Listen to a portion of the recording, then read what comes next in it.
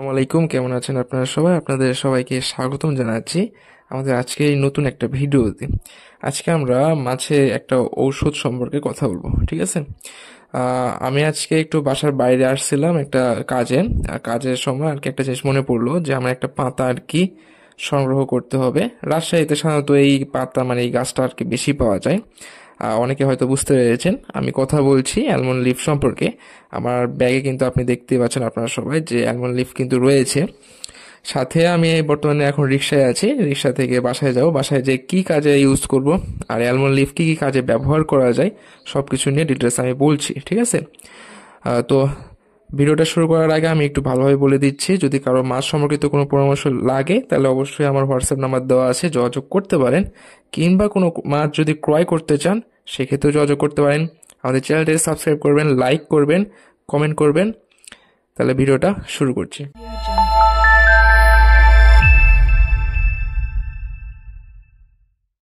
আমরা কিন্তু বাসাতে চলে এসেছি, রিক্সা থেকে নেমে গেছি।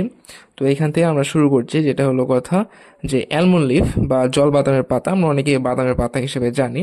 আর যদি কেউ বলে যে ভাই আমার বাদামের পাতা লাগবে, সেক্ষেত্রে একটা নামে আসবে, সেটা হচ্ছে অ্যালমন্ড লিফ।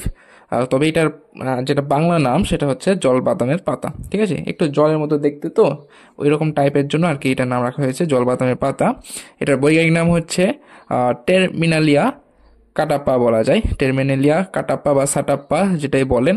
আমাদের যেটা বাহুবলীর যে কাটাপ্পা ছিল না, এটা বললেও কোনো সমস্যা নাই। টেরমিনি টেরমিনালিয়া কাটাপ্পা, ঠিক আছে?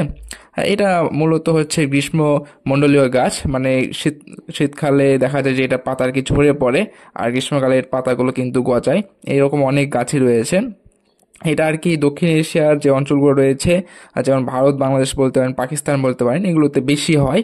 আর তাছাড়া দক্ষিণ পূর্ব এশিয়াতে কিন্তু এগুলো বেশি দেখা যায়। মানে এটা আল্লাহর তরফ থেকে একটা বরকত বলা যায় যে আমাদের দেশগুলোতে বা দক্ষিণ এশিয়ার দেশগুলোতে কিন্তু পাওয়া যায়, বিশেষ করে বাংলাদেশেও পাওয়া যায়। তবে বর্তমানে এই গাছটা খুব অল্প দেখা যায়। আপনার জেলাতে আছে কিনা এটা অবশ্যই কমেন্ট করে জানাবেন। আমার রাজশাহীতে আছে, আমি যেখানে গেছি দেখেছি, কিন্তু সব জায়গাতে এটা হয় না, বা এটার গাছটাও খুব অল্প সংখ্যক রয়েছে বর্তমান বাংলাদেশে। তো এই যে অ্যালমন্ড গাছে যে পাতাটা, এটা কিন্তু একটু বড় হয়। আমি বলে দিচ্ছি যেটা দেখবেন কিভাবে, চিনবেন কিভাবে। আর স্ক্রিনে কিন্তু দেখতেই পাচ্ছেন পাতাটা।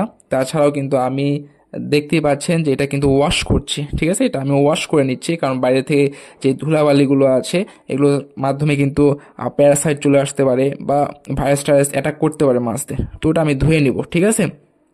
তো একটু বিবরণ দিয়ে নেই যে এটা আপনার কিভাবে চিনবেন। অ্যালমন্ড গাছের পাতা সাধারণত বড় হয়ে থাকে, এটা দেখতে প্রায় ডিম্বাকৃত হয়ে থাকে, এবং এটার বেশিরভাগ সময় কিন্তু উজ্জ্বল সবুজ বর্ণের হয়ে থাকে, মানে উজ্জ্বল সবুজ রঙের মতো দেখতে হয় আর খুবই সুন্দর হয়। যখন এই পাতাটা আর কি শুকায় যায় এবং ঝরে পড়ে, মানে শীতের সময় আর কি দেখবেন যে পুরো গাছের পাতা কিন্তু একদম ঝরে যাবে, যেমনটা আমড়া গাছের ক্ষেত্রে হয়। তো এই সময়টা এটা দেখতে লাল, কমলা কিংবা একটু বাদামি বর্ণের হয়ে যায়, তখন দেখতে আরো সুন্দর লাগে।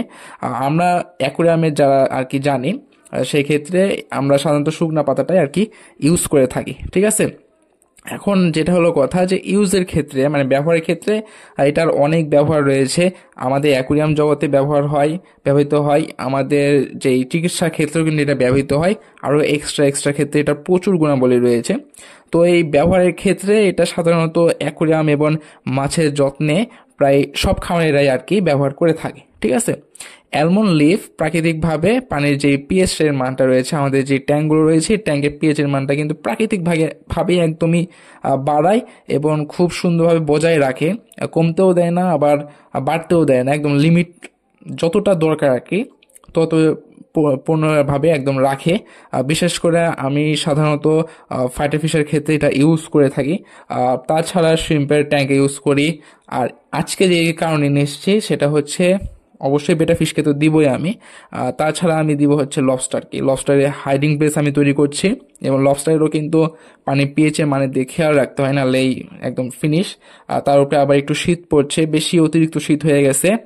পানির যে আমি দেখলাম প্রচুর ঠান্ডা পানিটা, এটা অতিরিক্ত। তারপরে আলহামদুলিল্লাহ আল্লাহর রহমতে আমার কোনো মাছের কোনো রকম অসুখ বিসুখ হয় নাই, বা শীতের কারণে যে মারা গেছে হয় নাই। ইনশাল্লাহ এটা বাকিটা আল্লাহর উপরে ছেড়ে দিলাম, হয়তোবা ইনশাল্লাহ কিছু হবে না। তো তো এই যে এই অ্যালমন্ড লিফটা রয়েছে এটা কিন্তু পানিতে এক ধরনের ট্যানিন ছাড়ে, লাল রং হয়ে যায়। আপনারা দেখবেন যখন পানিতে চুবিয়ে রাখেন 1 ঘন্টা পরে দেখবেন যে পানির বর্ণটা কিন্তু মানে রংটা কিন্তু কালারটা কিন্তু কি হয়ে যাবে, লাল রঙের বা বাদামি রঙের হয়ে যাবে। ঠিক আছে। এখন আমি অবশ্যই আপনাদের বলবো, আপনারা যখনই গাছের নিচে পড়ে থাকে বেশিরভাগ সময়, আমরা সাধারণত সেল দিই না। এটা দ্বারা যে সেল হয় বা অন্য জাতের সেল হয়, কিন্তু আমরা সেল দিই না। আমাদের কাছ থেকে যদি কেউ অল্প পরিমাণে চাই দিয়ে দিই, ঠিক আছে। এটা সেল দেওয়ার মতো জিনিস না, আর আমার নিজের বিবেকেও আগে একটু বাধে, ঠিক আছে।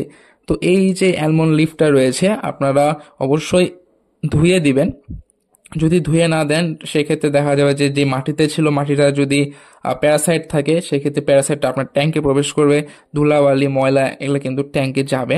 তার থেকে ভালো আপনি ধুয়ে দিলে সব থেকে বেটার হবে, ঠিক আছে। আমি সাধারণত এটা লবস্টারের ট্যাঙ্কে দিচ্ছি, শিম্পের ট্যাঙ্কেও দিব, সাথে হচ্ছে আমার বেটা যে ফিশগুলো রয়েছে ওগুলো যতগুলো ট্যাঙ্ক আছে আমি সবগুলোতে আর কি এটা ইউজ করব। আরেকটা কথা হচ্ছে যে এই যে আপনাদের এই ট্যানিন থেকে যে রসটা বের হয়, এই রসটা কিন্তু খুবই উপকারী। আপনারা চাইলে একটু যদি পানি গরম করে এই পাতাটাকে আর কি দিয়ে তারপর হচ্ছে ওই পানিটাকে ঠান্ডা করে আপনি ট্যাঙ্কে ছাড়েন, সেক্ষেত্রেও কোনো সমস্যা নেই। তবে গাছে পাতা দিলে বেশি ঝামেলাও হবে না। আবার দেখা যাবে যে যতদিনে পচবে ততদিনে কিন্তু খুব সুন্দরভাবে আর কি থাকবে। যেমন এটা মাছের খাবার হিসেবেও কাজ করবে। শিম্পের ট্যাঙ্কে দেওয়ার আরেকটা কারণ হচ্ছে যে এটা খাবার হিসেবে কাজ করে। আপনারা অনেক সময় দেখবেন যে এর ভিতরে কিছু ফুটা ফুটা একটু জায়গা দেখতে পারবেন, এর মানে হচ্ছে শিম খাচ্ছে। লবস্টারকেও এটা খাবার হিসেবেও দেওয়া হবে এবং যাতে তার লুকায় থাকতে পারে যখন খোলস চেঞ্জ করবে তার জন্যও দেওয়া হবে। আমি যেটা বললাম অবশ্যই ধুয়ে টুয়ে কিন্তু দিবেন, ওয়াশ করেই দিবেন। তো আজকের এই যে অ্যালমন্ড লিভের যেটা ছিল এই ভিডিওটা এই পর্যন্তই থাকছে। আমরা সামনে আগামীকালকে হয়তোবা আমাদের যারা রিসেলার রয়েছে, যারা রিসেলার হিসেবে কাজ করবে অথবা ব্যবসা করতে যাচ্ছে মাছটা নিয়ে, এটা নিয়ে একটা ডেডিকেটেড ভিডিও আসছে। ভিডিওটা অবশ্যই এপিসোড 2 হবে, মানে এর আগে এপিসোড কিন্তু আমরা অলরেডি দিয়ে দিয়েছি, আপলোড করেছি। আর আরেকটা এপিসোড সেটা কিন্তু আগামীকালকে ইনশাআল্লাহ দিব, যদি না অন্যান্য কোনো ভিডিও দেওয়ার ইচ্ছা না থাকে। আর যদি আপনারা মনে করেন যে কারো কোনো সমস্যা আছে যে ভাই এই জিনিসটা নিয়ে ভিডিও করলে বেশি ভালো হবে, কমেন্ট করবেন, ইনশাল্লাহ আমি ওটা নিয়েও ভিডিও করব। তো আজকে এই ভিডিওটা এই পর্যন্তই। আমার জন্য দোয়া করবেন। আপনারা সবাই ভালো থাকবেন। আল্লাহ হাফেজ।